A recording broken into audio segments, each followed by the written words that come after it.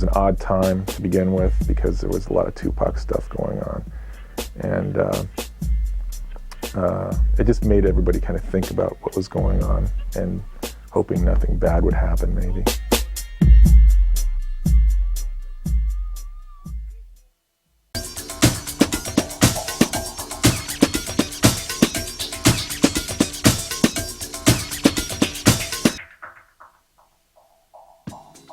Life After Death was due to be released on the 25th of March 1997. Just 2 weeks before its release, Big travelled to Los Angeles for the annual Soul Train Music Awards that honoured the industry's hottest entertainers. I went out to LA with Puffy to work, at the time we were working on Puffy's record. And we were at Studio Cut Encore, and Biggie showed up. We were going to do vocals, he was going to put down like a rough idea on one of the Puffy songs. And just kind of hung out for a while, a couple hours of hanging out, listening to the song. In the middle of that, a shipment came that was the Going Back to Cali song, mastered as a single, which I think they were going to release. So we put it in.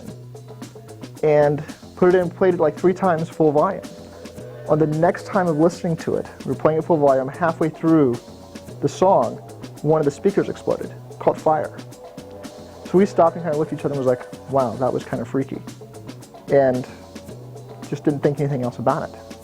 Well, I'm sure Puffy and Biggie were worried about the East-West war that was going on. It wasn't really that noticeable in the way that they acted, other than having the normal bodyguards with them. Because, you know, Puffy takes his people out here. It wasn't really like, oh, we have to watch for this, or oh, we have to watch for that. It was like, they were like, we're coming out to Cali, we're gonna have a good time.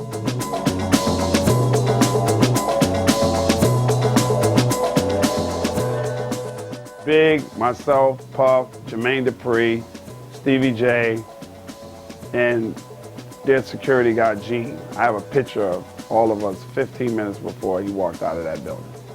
And we was drinking, and he was happy, and we was drinking. I remember they gave me a bottle of Dom Perignon, and they made me drink half the bottle down, and then they took it, and he filled it up with Grand Marnier and gave it back to me.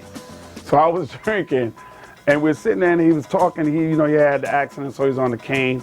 And he was talking about his album, and he was so fucking happy. I remember that night. It was weird because we were so much in the house. Like New York was really in there at that party. And when they shut it down, we got up and we walked, and him and Puff walked off. And then I was like, okay, Christopher. And he was like, okay, Edwin. And I was like, I'll see you over at Nas's joint, right? Because Nas and Steve Stott had an after party. I was like, yeah, I'm coming over there. He was like, you want to ride? I was like, nah, I'm good. I had a car out in California. I had rented a car. I was like, nah, my car's in the back. And I was already at Nas's party when somebody told me to page me 911, and I called the number back. And they said, yo, you got to get down to to the hospital. See the Sinai. Big got shot.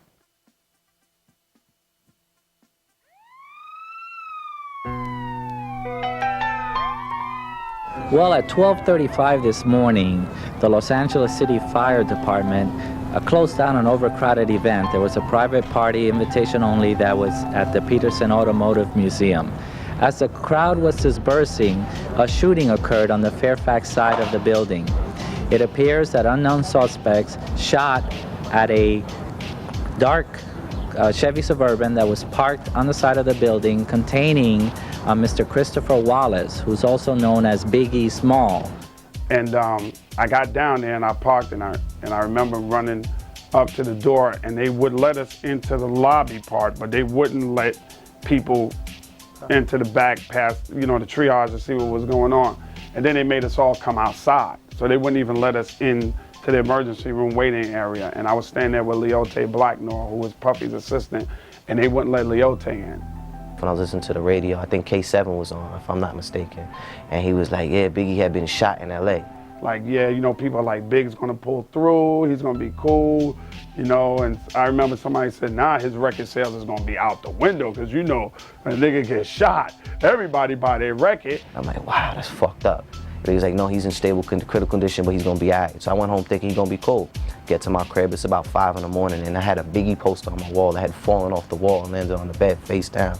I thought that was a little strange, but you know, I was a little tipsy from the night before. I didn't pay it no mind. I was like, fuck it. I put the poster back up, went to bed. And finally, I convinced him to let Leote in, and Leote went in, and we were just all, yeah, Big's gonna be good, he's good. You know, Big's a trooper, nothing gonna happen to Big.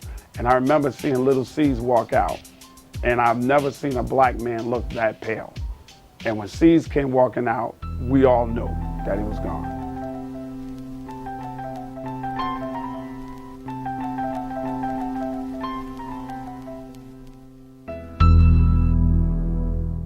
And my little brother woke me up the next morning, like, yo, they're saying Biggie's dead, Biggie's dead.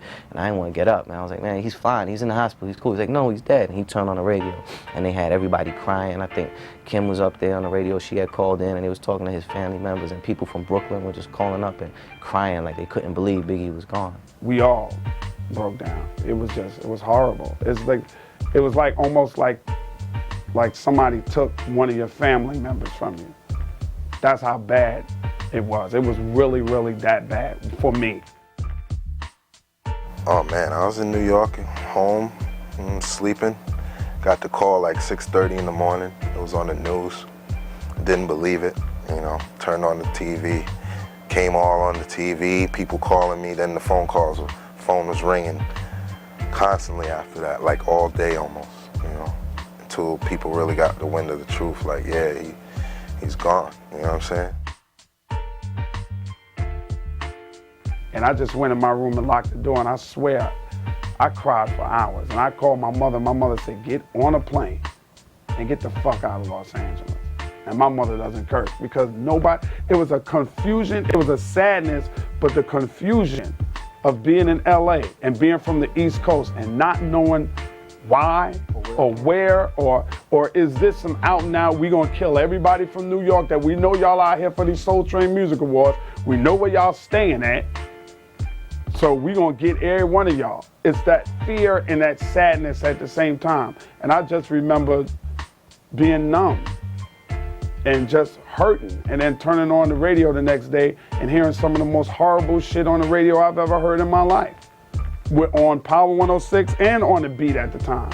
People calling up, well, the motherfucker shouldn't have been out here. That's how the West Coast get down, shit like that. Like, that's how deep this whole East Coast, West Coast bullshit was at the time.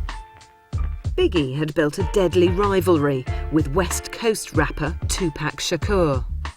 Biggie and Tupac used to be friends, shooting dice in Brooklyn together and even appearing with each other on stage.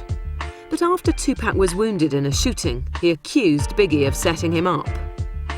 Biggie had become inadvertently involved in a media-hyped feud between East and West Coast rappers, a feud that had spilled over into the underworld of street gangs. This had turned deadly with the murder of Tupac Shakur in September 1996. We have a situation here that's very similar to a very well-known artist being shot, and that's why we need to be able to get information from the public so that we can solve this case. If we're able to do this, then more than likely, hopefully that will have a deterrent effect on future acts.